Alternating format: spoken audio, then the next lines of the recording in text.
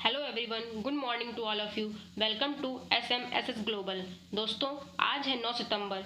आज के इस वीडियो में हम 9 सितंबर से रिलेटेड करंट अफेयर्स के सभी क्वेश्चंस को कवर करेंगे। तो आइए शुरू करते हैं।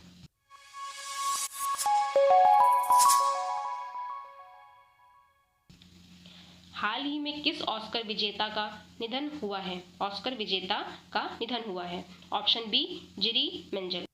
अब हम जान लेते हैं ऑस्कर पुरस्कार किन लोगों को दिया जाता है। ऑस्कर पुरस्कार फिल्म व्यवसाय से जुड़े सर्वश्रेष्ठ निर्देशकों, कलाकारों, लेखक व तकनीशियनों को दिया जाने वाला प्रतिष्ठित सालाना पुरस्कार है। इस पुरस्कार का पहला आयोजन कब किया गया था? 16 मई 1929 को। चेक फिल्म निर्देशक जिरी मेंजल का जन्म 23 फरवरी 1938 को प्राग, चेकोस्लोवाकिया में हुआ था।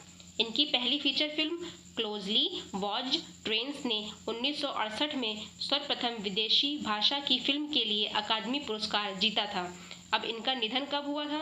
82 वर्ष की आयु में इनका निधन हो गया। चलते हैं नेक्स्ट क्वेश्चन पे। हाल ही में हाइपरसोनिक स्क्रैम जेट का सफल परीक्षण किस संस्था ने किया? तो ऑप्शन ए, DRDO।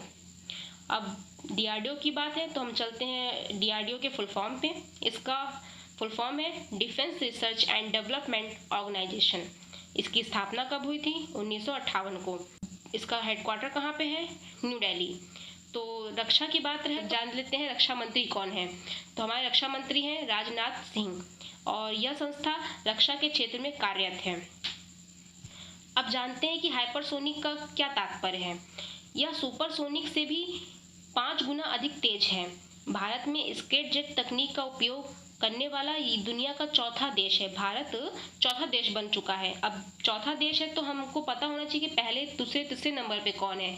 तो पहले नंबर पे रूस, दूसरे नंबर पे USA, तीसरे नंबर पे चीन। स्क्रैम जेट तकनीक के उपयोग से मिसाइल की गति में तो वृद्धि होगी ही, उसके साथ साथ ईंधन और समय की भी बचत होगी। यह परीक्षण उड़ीसा के तट के पास व्हीलर द्वीप में doctor APJ Abdul Kalam launch complex में किया गया।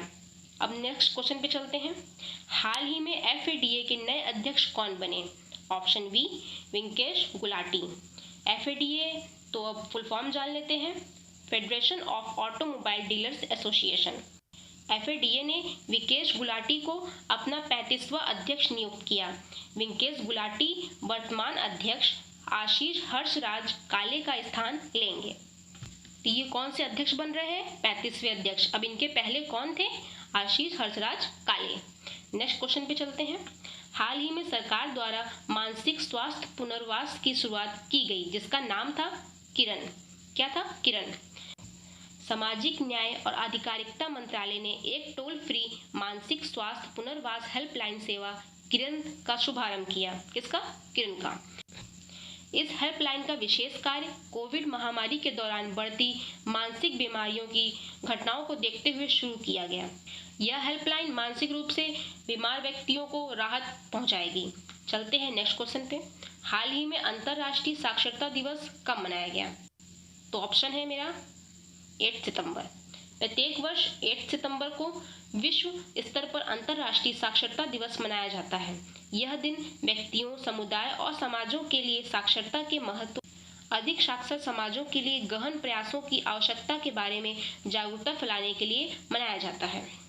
तो चलते हैं नेक्स्ट क्वेश्चन पे। हाल ही में G20 शिक्षा मंत्रियों की बैठक की अध्यक्षता किस देश ने की? तो शिक्षा मंत्री बैठक की अध्यक्षता किस देश ने की? जानते हैं। ऑप्शन ए, सऊदी अरब। वर्ष 2020 के अंत में सऊदी अरब द्वारा आयोजित की जाने वाली शिक्षा मंत्रियों की बैठक G20 लीडर्स समिति 2020 के लिए शेरपा ट्रैक के तहत आयोजित की जाएगी। किसके तहत? शेरपा ट्रैक के तहत। सऊदी अरब की अध्यक्षता में G20 की 2020 गतिविधियों के लिए निम्नलिखित विषयों का चयन किया गया है। विषय कौन से हैं जान लेते हैं। Realising opportunity of the 21st century for all.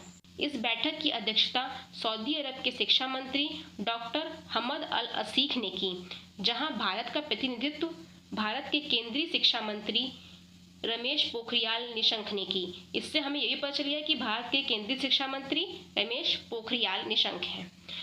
अब बात है सऊदी अरब की, तो हम इसके बारे में भी जान लेते हैं। इसकी राजधानी रियाद है, मुद्रा रियाल, प्रधानमंत्री शाह सलमान उप प्रधानमंत्री मोहम्मद बिन सलमान। इस क्वेश्चन में आपको एक्स्ट्रा जानकारी मिल जाती है। चलते हैं नेक्स्ट क्वेश्चन पे। जम्मू कश्मीर के उपराज्यपाल मनोज सिन्हा कौन? मनोज सिन्हा ने ऑनलाइन पोर्टल की शुरुआत की। किस ऑनलाइन पोर्टल की शुरुआत की? तो ऑप्शन बी है स्पैरो। स्पैरो का फुल फॉर्म जानते हैं, smart performance appraisal report recording online window. Manoj Sinha ने प्रशासनिक सेवा अधिकारियों के लिए स्पैरो ऑनलाइन पोर्टल की शुरुआत की। मनोज सिन्हा ने राज्य के अधिकारियों के कार्य की बेहतर निगरानी और समय से कार्य को पूरा करने के लिए पारदर्शिता लाने के उद्देश्य से इस प्रणाली की शुरुआत की थी। स्पैरो प्रणाली से लगभग राज्य के 1289 अधिकारियों को लाभ मिलेगा। कितने अधिकारियों को? 1289। चलते हैं नेक्स्ट क्वेश्चन पे। ईज ऑफ डूइंग बिजनेस में शीर्ष स्थान पर कौन सा राज्य है? तो आप ध्यान दीजिएगा, यहाँ पे राज्य की बात की जा रही है। तो राज्य की बात है तो शीर्ष स्थान पे आंध्र प्रदेश है। अब जब शीर्ष स्थान पे है तो दूसरे, तीसरे, चौथे पे भी पता होना चाहिए। दूसरे पे उत्तर प्रदेश, तीसरे पे तेलंगाना, चौथे पे मध्य प्रदेश। अब अगर बात भारत की करें तो 190 देशों में भारत की रैंक 63 है, जो कि पिछले वर्ष 77 थी। और देश में हम बात करें शीर्ष पे कौन है तो न्यूजीलैंड, और आखिरी स्थान पर सोमालिया। आंध्र प्रदेश की बात हुई है तो जान लेते हैं आंध्र प्रदेश की राजधानी हैदराबाद, राज्यपाल बिश्वभूषण हरिचंदन, मुख्यमंत्री Jagan Mohan Reddy. Ease of business index को जारी कौन करता है? विश्व बैंक, जिसका तात्पर्य होता है कि किसी भी देश में बिजनेस शुरू करने और उसको चलाने में कितनी आसानी है।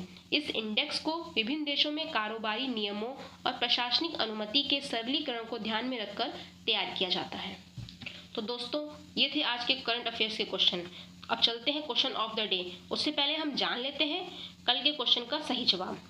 कल का क्वेश्चन हमने आपसे पूछ रखा था, प्रथम बाल समाचार द यंग माइंड किस राज्य में शुरू किया गया? इसका ऑप्शन था ऑप्शन ए आसाम।